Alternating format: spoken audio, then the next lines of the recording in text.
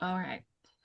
Yeah, so thank you guys so much for coming. David is presenting today, and I wanted just to give you guys a little bit of background information about CAP, and then I'm going to introduce David to you. I am the the treasurer for CAP. My name is Sherry Hards. I am a hypnotist, so that's my field of study and how I operate in the world. And we all in this organization have people that are different orientations. Sometimes people are licensed psychotherapists in other states and come to Colorado and want to be able to practice. So they come here and they sign up for licensed psychotherapist. Well, the law has changed and we can no longer bring in new unlicensed psychotherapists. So our organization shifted to being mostly educational. And so if you guys are in our field and you would like to join CAP, that would be great. I will pop information into the chat for that, and then also or donate to our organization as well, so that we can continue providing educational information to people like David's talk today. Um, Yes. so David is a psychotherapist. He's part of one of our members with CAP, and he's been a psychotherapist since 2010. And he's going to be presenting on a non-logical approach to wellness that evolved from his own experience relating to the history of depression. Um, so that's going to be his focus. Now, there is a request. David would like to request that you put your emails into the chat for us so that we can have that. And he's going to send you a copy of the PowerPoint once you put your information in there. And then I will slide information about our website into the chat as well. Um, all right, David, are you ready to rock and roll? Yeah. All right. So if you'd like to go ahead and share your PowerPoint. Um, I'm sorry, what was that, Sherry? Share your PowerPoint, Yeah. and then I'm going to go ahead and mute everybody except for David. And then if you guys want to say something, then go ahead and unmute yourself, okay? Or you guys can mute Let's yourselves. see. Am I sharing my PowerPoint now? Not yet. Not yet. What do I need to do? Click on the big green Oh, share button, yeah, there we go.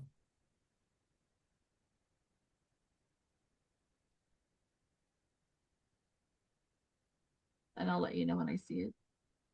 Okay. I think I'm going to leave it like that somehow. When I go into the full screen, Whatever works for you, David. All right, I'm going to go ahead and mute myself. yeah, I just want to welcome you all and thank you for attending. I see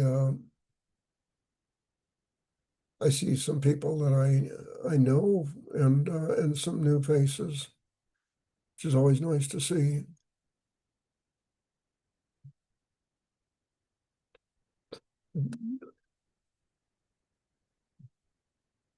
This approach evolved out of, as Sherry said, my experience with depression.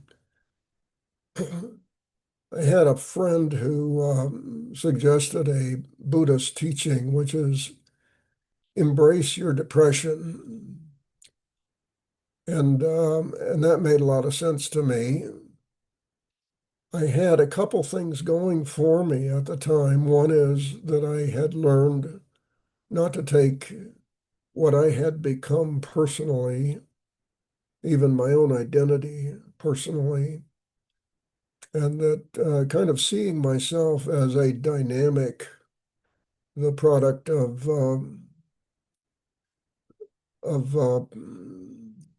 phenomena, phenomenological influences.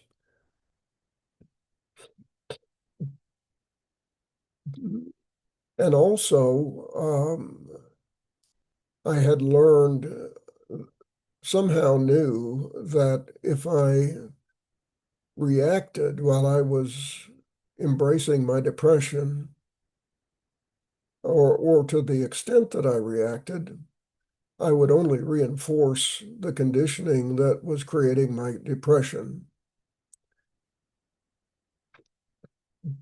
So there I was. As I embraced my depression, I became even more depressed. And but at the same time, I was receiving reflections and awarenesses that were profound, even though I didn't enjoy what I was seeing. It was profound and exhilarating. So I stayed with being depressed. I even looked for ways to make myself look worse than I had originally thought I was, and which made me more depressed. And but the pain of this depression did create awarenesses that I couldn't have experienced under any other circumstance. And anyway, I would pray to the universe for the wisdom to walk through life in this much pain. So enough of that. I woke one morning after 3 months of this, and I wasn't depressed anymore. So that began kind of working backwards. It's like, how did this happen? How was it that without logic, without analysis, um, I suddenly was not depressed? And so it takes us to kind of an overview.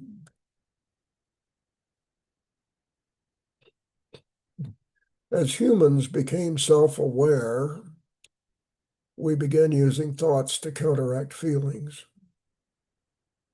This is just my own analysis, my own guess of how this all came about. And then counteracting feelings incorporates the trauma passed down in the collective consciousness from time immemorial. If you notice, we don't have psychotic reindeer, we don't have psychotic bears, but we have psychotic people. And I think it's because we are using our self-awareness to counteract the feelings that created self-awareness. uh, each time we react, we reinforce our tangible and intangible conditioning.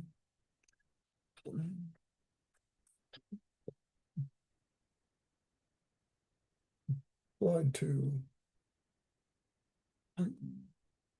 Let's see. So what I'm calling non-logical psychology,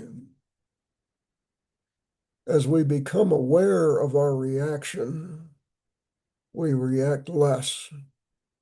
And as a result, the conditioning, conscious and unconscious, associated with our reaction begins to dissolve. And as a result of that, we move into awarenesses that are beyond our subjective reality.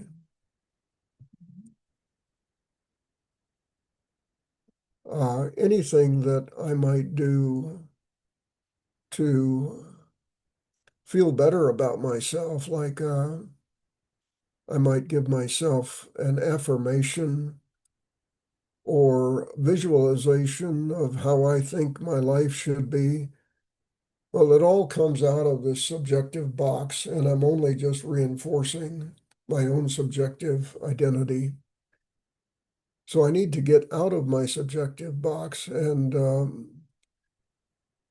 what I'm finding is that these feelings that I have evaded all my life change my chemistry, change my neurology, and change my perception. And my only job is to become conscious that I'm reacting.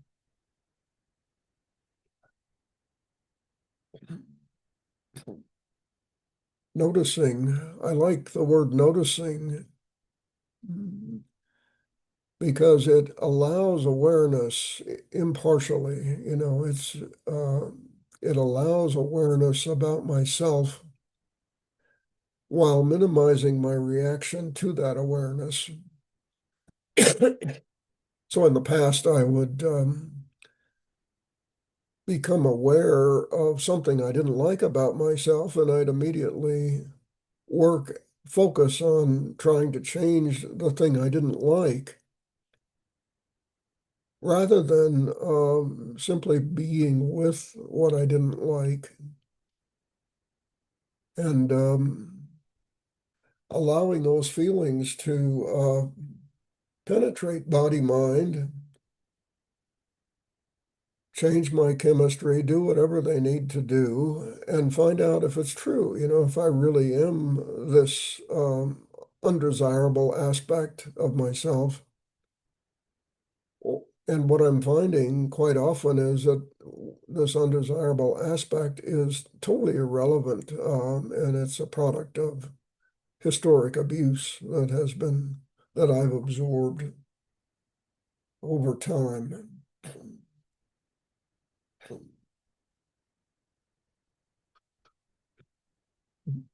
So here, uh, this is probably uh,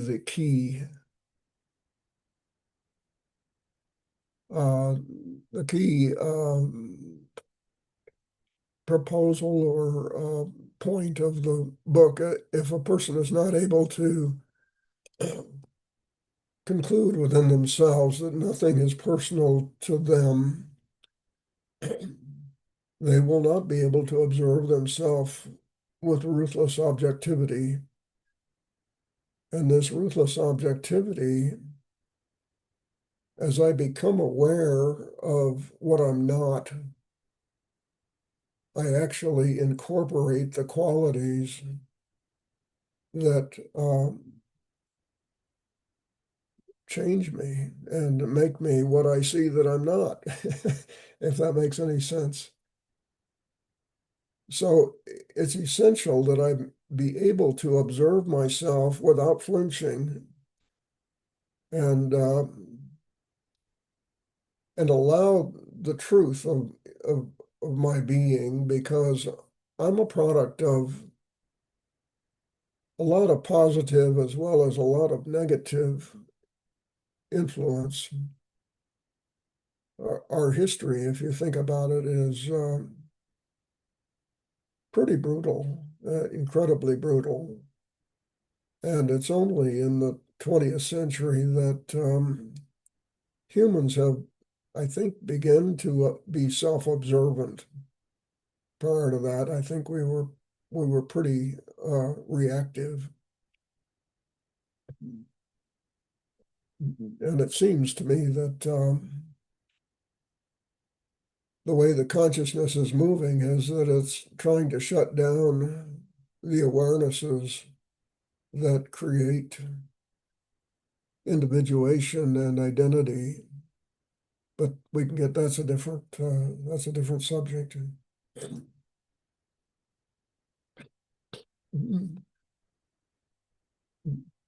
One of the things that when I was involved in my depression is that I had to trust that this consciousness that brought me from the inanimate objects to self-awareness was working to my benefit, because I had no sense of that I would ever get out of the depths of, I felt like I was diving to the bottom of the ocean, and everything I became aware of just seemed to take me deeper and deeper. And I've talked with numerous people, and they are scared to death of this phenomena of going deeper and deeper into their depression. So it takes a lot of hand holding to help someone do this, but be evolving beyond a self-reinforcing identity, as I've said before, can't rely on visualization, affirmation, or projection. It cannot come from thoughts or problem solving. You're actually moving into an evolving self, an evolving reality, and it's always a surprise. And it's always, for me, it's in the moment. I can actually see myself evolving now in the moment, and it's always like stepping into a void. And I have to trust that there's something to step on when I step into this void. And the way I trust is to notice that I'm not trusting. Uh, I'm not trusting this, I'm not trusting that, and noticing that how that is interfering with my own evolution into this unknown expansion, which is scary.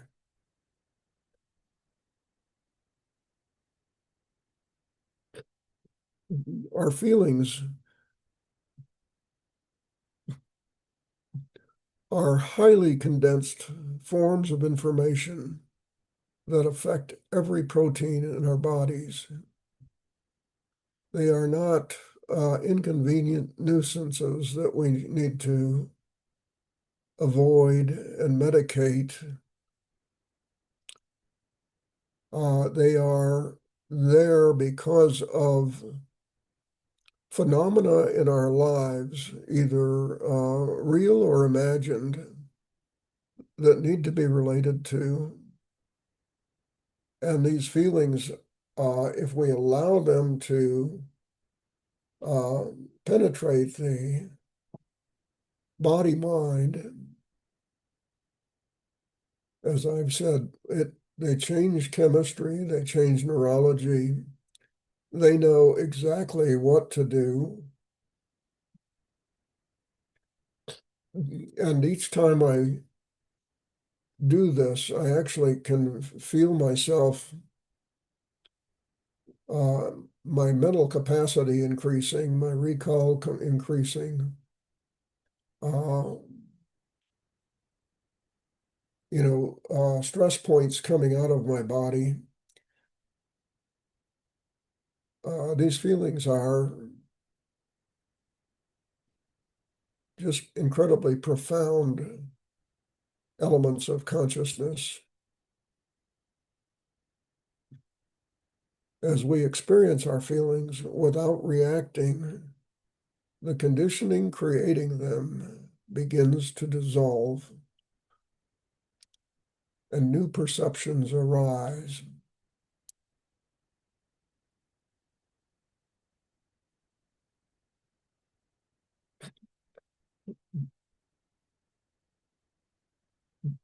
So I've got some homework for you.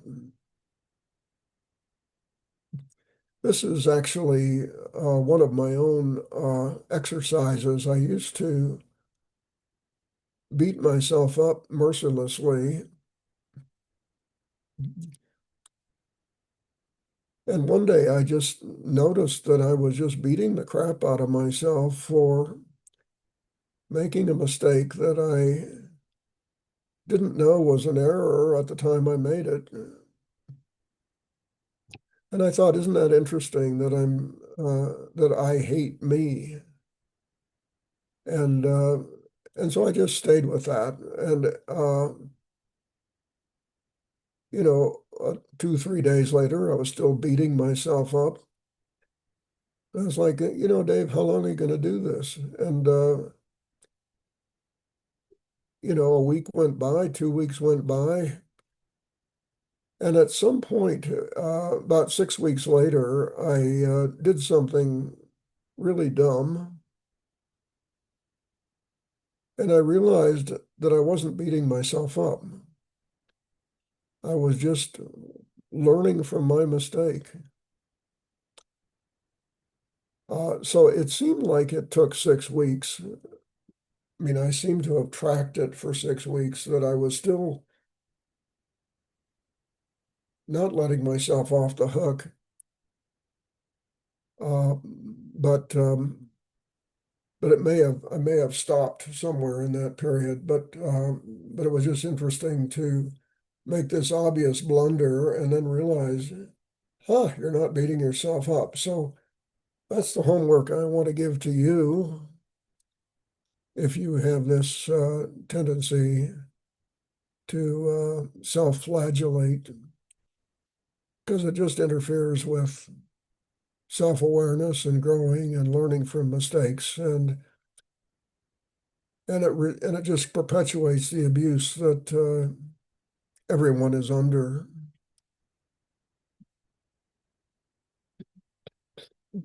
Um, if this is an approach you'd like to incorporate into your therapy practice, you have to support a 180-degree cultural shift towards impartially embracing feelings and identifying reactions instead of diffusing them.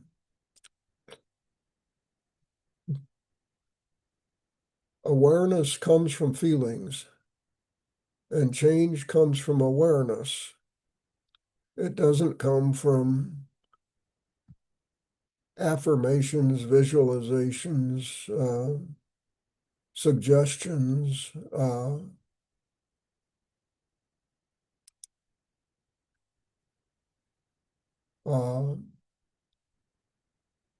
and the like. It doesn't come from thinking, actually. We didn't become who we are from thinking and from logic.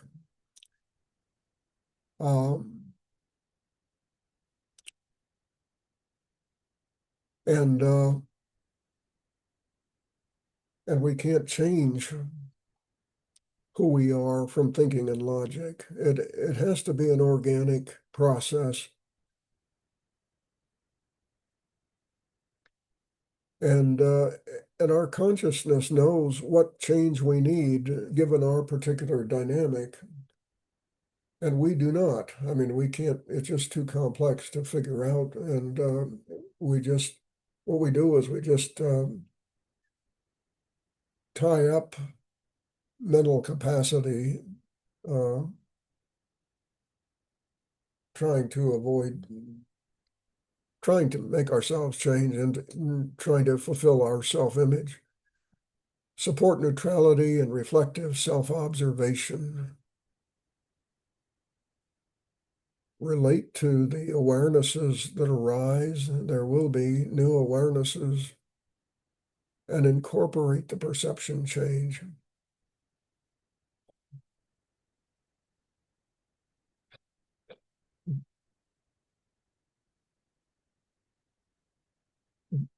The benefits of non-logical therapy promotes a selfish motive for being truthful.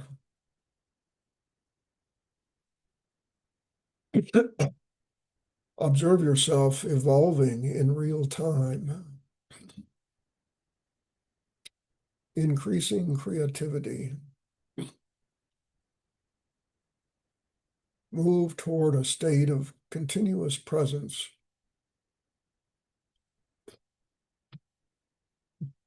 Dissolve self-defeating beliefs and conditioning. Lasting positive change without effort or intention. Resolve inherited trauma for yourself and future generations. Organic change tailored to your dynamics. You bypass subjective reality. It gets you out of your box. It gives direction. It always presents a surprising change of perception, increasing identity, courage, maturity, emotional stability, understanding, wisdom, and a host of attributes that exist in realms beyond words.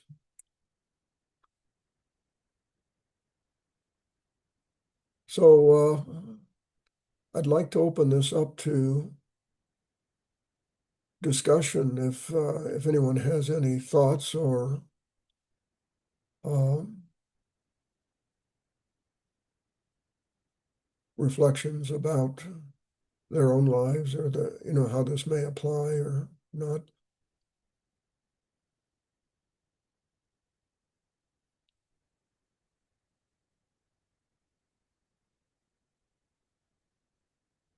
Anyone have anything to share? David, can you tell us, as you were doing this practice and just really being with your feelings, not trying to fix them, was that just terrifying? Absolutely. Yeah. Yeah. Was it like feeling like you're going down a hole and you'll never come back out? Yeah. I was being taken somewhere and I didn't know where and it didn't look good. Was it kind of suicidal-ish? Did it have a suicidal type of It was kind of masochistic. masochistic? Yeah. But the reflections that I was receiving about my life were really profound and exhilarating. I mean, so profound that I wanted to stay in this state. It kind of kept me in this state. And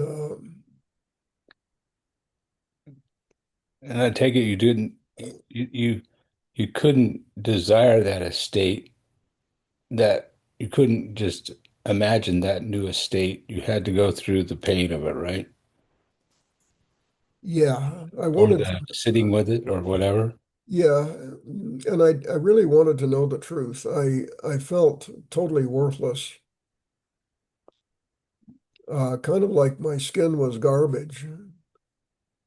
Um, and I really wanted to know the truth. Am I garbage? I mean, I really had a low self-esteem. And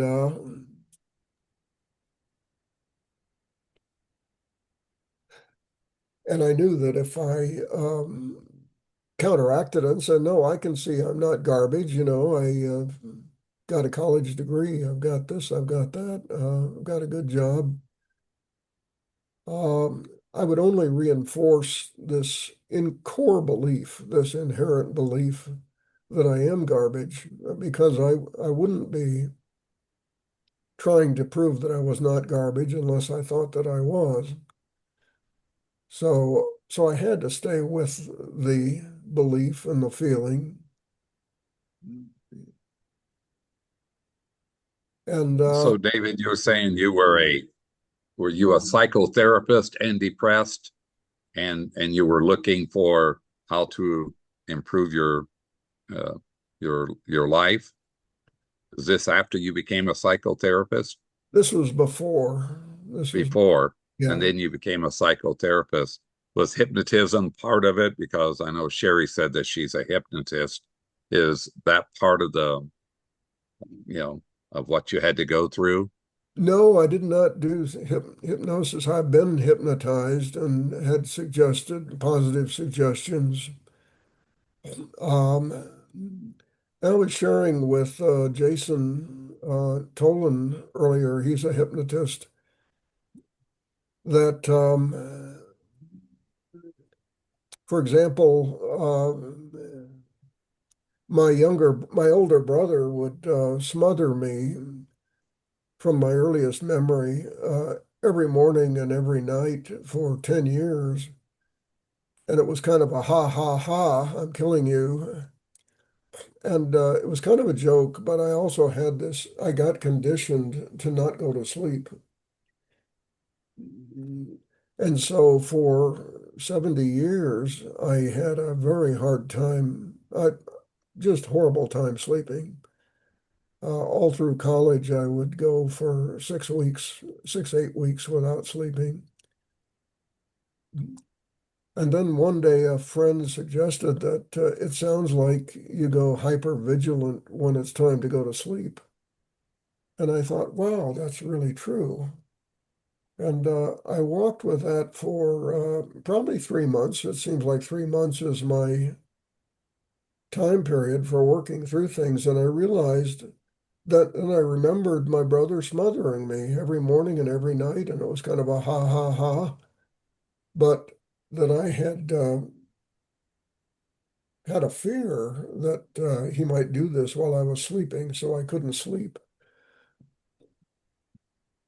Well, suggestions and visualizations and affirmations would only interfere with my getting in touch, making connection with this trauma, essential trauma that was keeping me awake at night.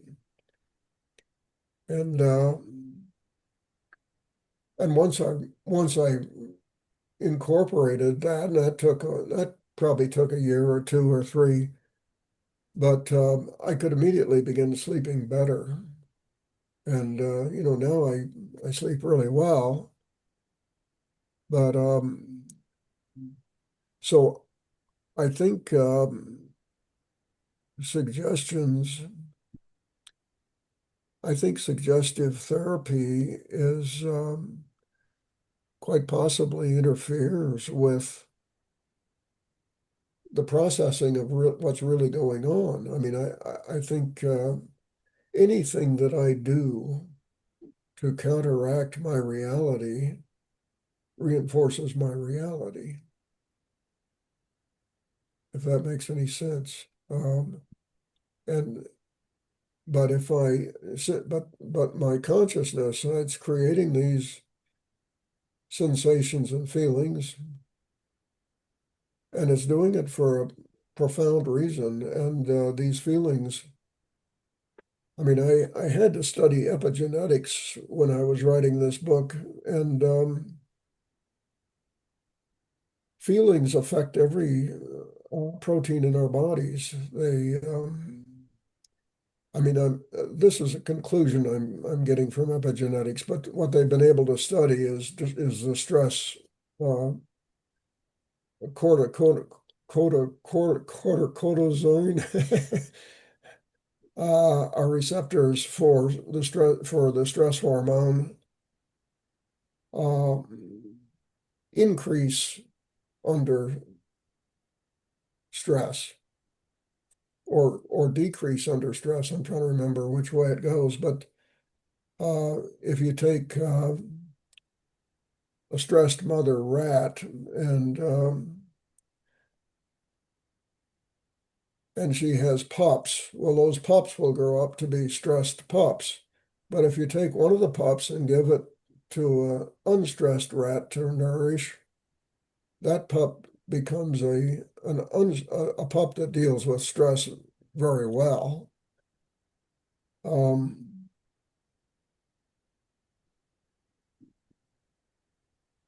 these feelings are just so dense and so complex. I once I once wrote a poem. I have it in my book that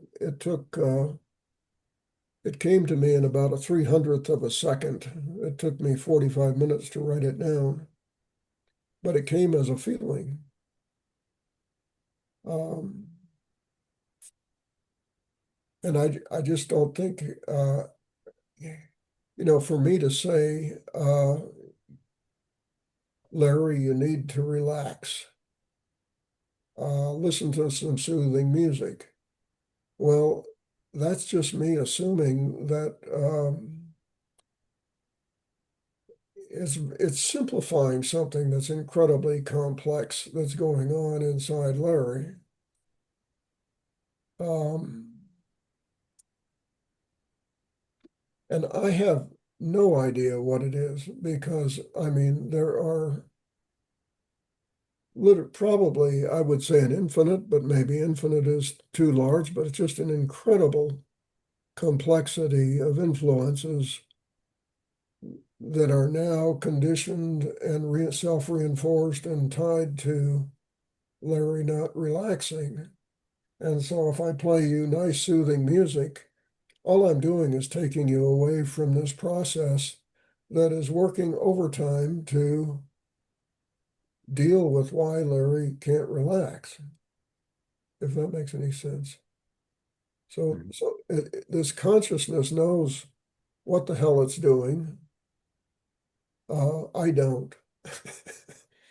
You know, eh, it brought me from grains of sand to self-awareness. And now all of a sudden, because I'm self-aware, it's like, okay, consciousness, I know what to do from here, you know?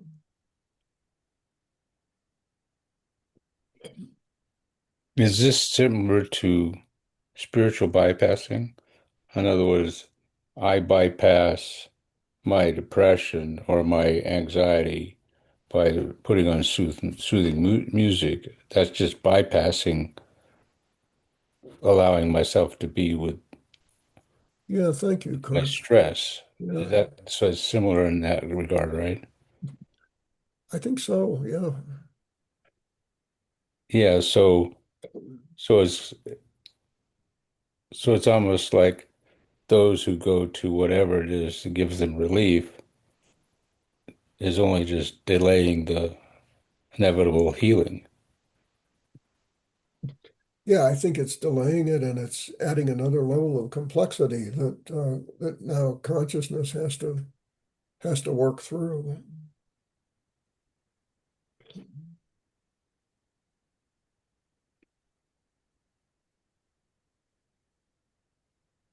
How are we doing on time? We still have 20 minutes. No, Um, yeah. uh, David, can you, some of what you say reminds me of Buddhism, of the, like, various teachings in Buddhism. And I'm wondering if you've analyzed Buddhism and made a compare and contrast between what you're saying and things in Buddhism. You're wondering if I analyze Buddhism? What's the compare and contrast between what you're saying and the things that Buddhists will tell you about how to like become aware and to sort of heal through enlightenment somehow, you know?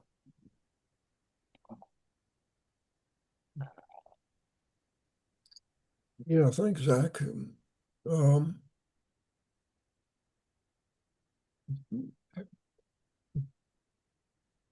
I think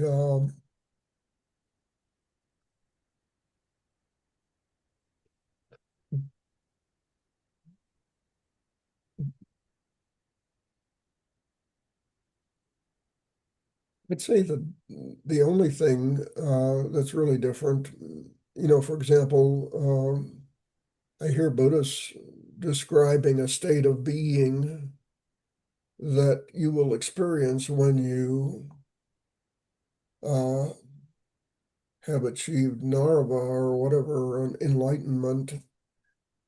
And so everyone pursues that state of being, which only keeps them from enlightenment because we're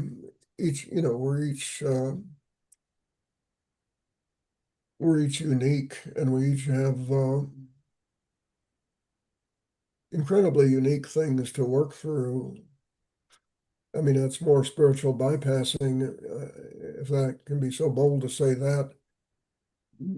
What I've done, the, what I've found is that noticing what I'm not, being able to not take things personally and to say, David, you weren't very courteous,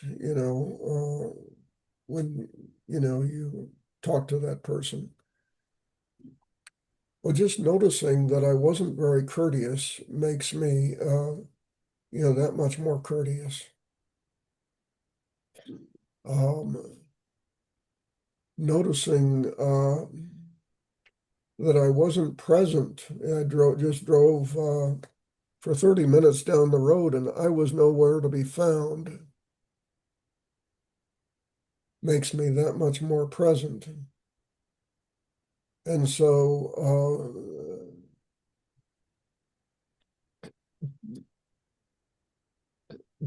this ability to impartially see what I'm not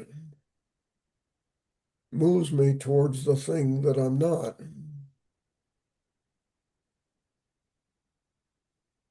Um,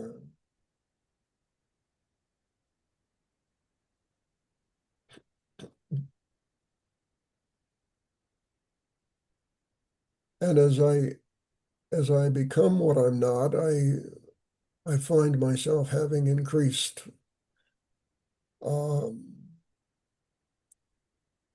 mental ability and consideration. So, it's like the Christians say we should be more loving. But, the question is, why aren't we more loving now? What is interfering with our being more loving? We want to.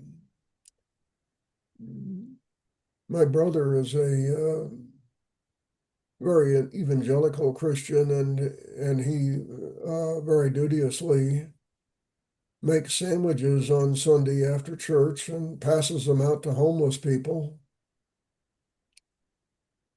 And he asked a homeless person if he wanted a sandwich, and the homeless person said, "Well, what's it made of?" And he says, "Well, it's ham and cheese." And the homeless person says, "Well, I don't eat ham." So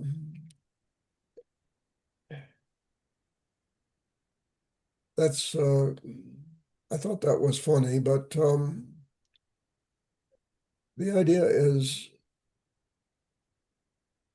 that giving a ham sandwich to someone who can't eat ham is perhaps not loving. And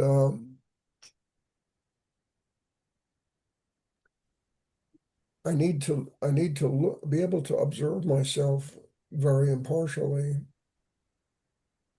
and see how I'm not loving. And I don't even like the word loving. I don't like any definition at all, but I can see what's interesting is that as I notice how I cut someone off uh, in a conversation or driving or whatever, being inconsiderate, uh,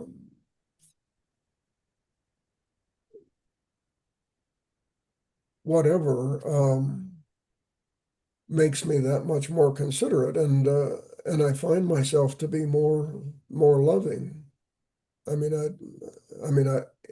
if I were to look at what I do, it appears to be more loving than what I have been in the past. Um, I don't know, does that answer your question at all? Well, is what you meant by the ham sandwich that Buddhism is like the ham and not everybody can like is wants to eat a ham? Is that what you meant? Um, yeah, it was maybe not the best example, but I just thought it was interesting that, you know, my brother, the evangelical Christian, is making ham sandwiches for people who can't eat ham because he wants to spread the love of Jesus to. But anyway, I don't want to get too. I don't want to get. Not about the ham sandwich. Well, I don't want to come down on Christianity or anybody else. But Buddhism has this loving kindness, practice loving kindness. And the way to practice loving kindness is not to practice loving kindness, but to see how you are not loving and how you are not kind. And and quite often the practice of loving kindness becomes uh,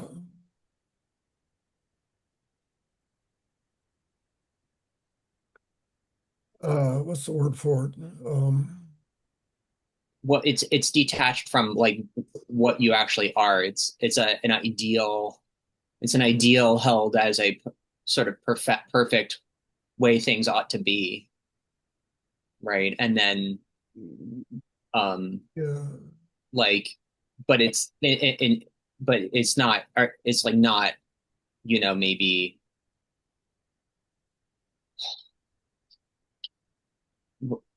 like if you can't deliver that ideal, it's because you are detached from that image of what you ought to be, and therefore, um, because I think some Buddhists would would would argue that they don't want to force people to be loving kindness, you know, um, that like somehow the loving kindness is supposed to be like the natural thing that occurs if you achieve enlightenment to begin with, maybe, you know, um, and maybe what you're saying is more in line with that. It's more in line with um, by by maintaining persistent awareness, um, you do transform somehow into the Buddhist ideal. Although you're not calling it the Buddhist ideal, but it does strike me as there being some similarities. I thank you. I think there are, and I think you're right that I think in order, if a person just noticed, I suspect that if a person just noticed that they were not present, that they were projecting, that they would become increasingly gentle and kind and understanding and all the things. I mean, just take that one trait. I think it would have a profound multidimensional effect on them and probably all of humanity. I don't think if a person would be present and to what they're doing and the effects of what they're doing, that it would result in greater cruelty. I think it would result in greater care, but that's just my guess.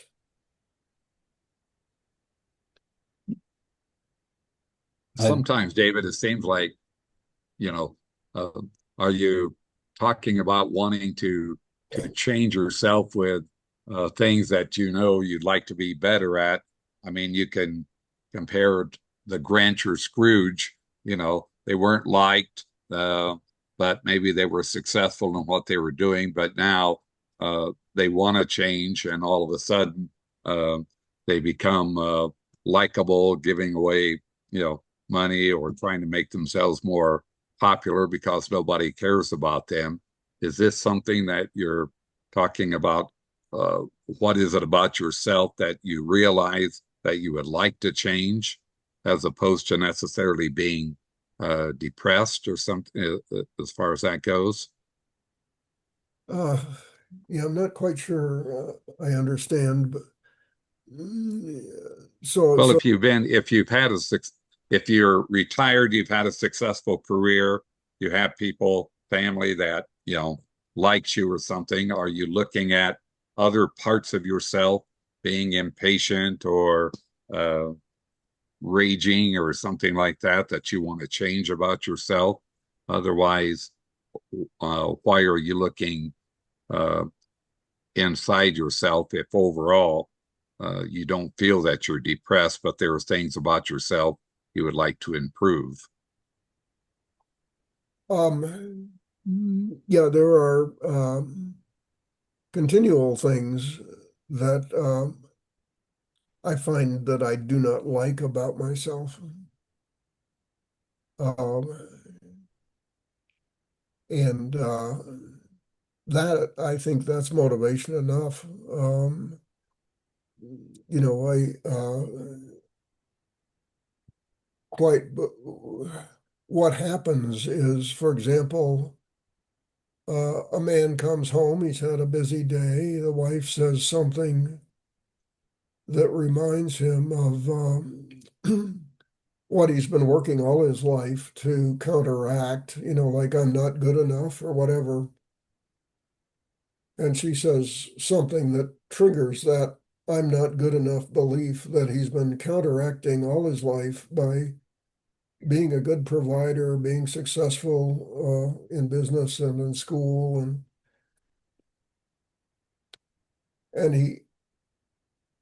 and he lashes out at her, you know, and he has this emotional reaction that harms the relationship. So now he feels sad, you know, and he feels regret. And so he immediately goes to his wife and apologizes, brings her a big bouquet of roses, and takes her out to dinner. And she finally forgives him. And he takes a deep breath and says, "Wow, I've I've escaped losing my wife, and I've repaired the relationship, and everything's back to normal." Well, he hasn't dealt with his reaction. He hasn't dealt with this "I'm not good enough" belief.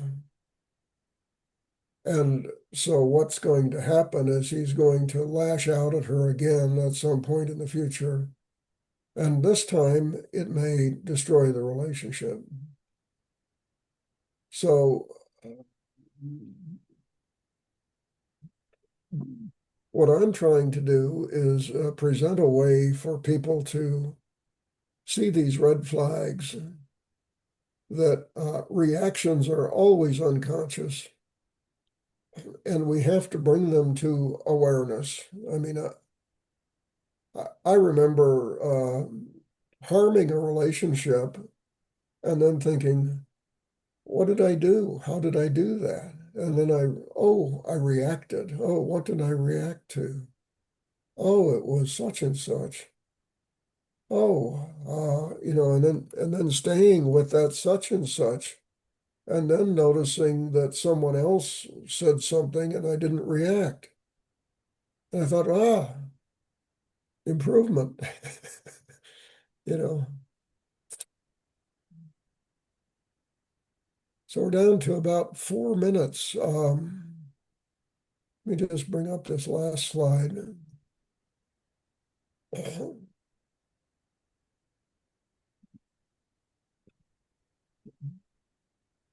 What I've talked about is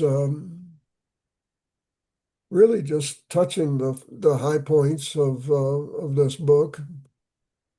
So if you're interested, read The Inner Space Traveler. I'm sorry I don't have it on audio yet. That'll be my next project. Please make sure I have a copy of your email so that I can make you aware of future training events. If you uh, let's see, Sherry has the uh, training events at coloradopsychotherapist.org, and then I've got the YouTube down here. I was not able to, for some reason, it just wouldn't print out any bigger. But there's a YouTube channel for the Colorado Association of Psychotherapists to review this training event. And any last thoughts anyone would like to share? I did put a link to David's book on Amazon in the chat. So if that's something you're interested in, that would be great. And let me see if I can copy and paste in the YouTube channel there for you on a larger scale here. Okay, I got a couple email addresses in there, but if you guys would like, it'd be great to have David be able to connect with you in the future. And then Okay. I'm going to go ahead and post our website in there again. All right. Great. Thank you all for attending. Thank you so much, guys. Really Thank appreciate you, it. David. Thank you, David. Yes, thank you. Yeah. You know, David, real quick, uh,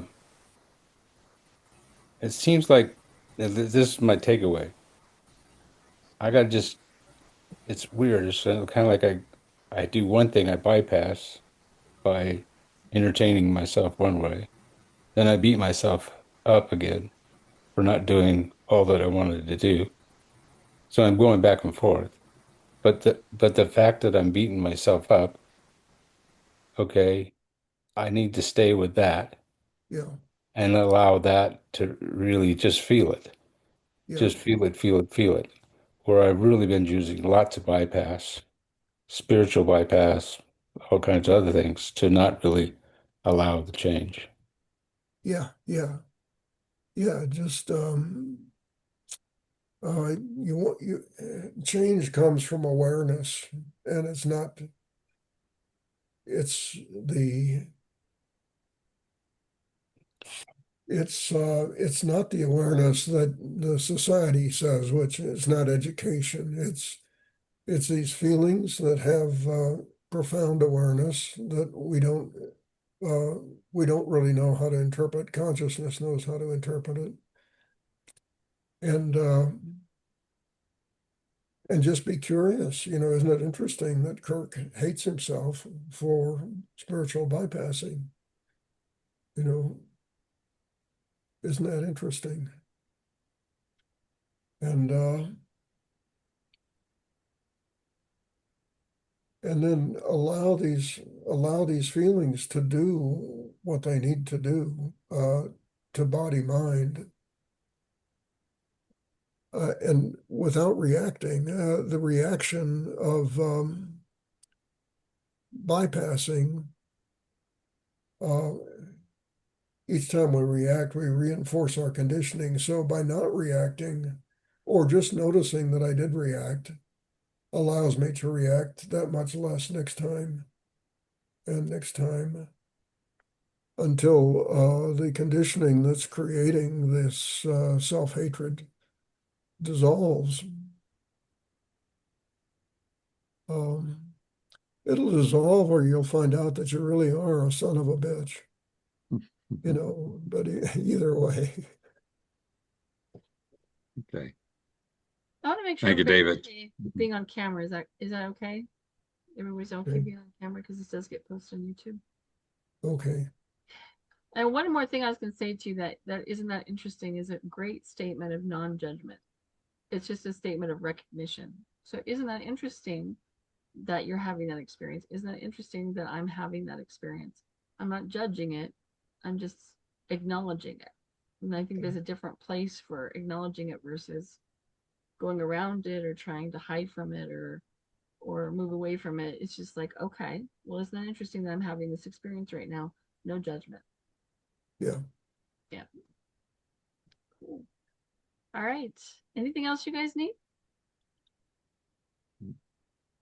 Thank you. All right. Thank you so much. Thank you. Have a good day, guys. Thank you. Bye-bye.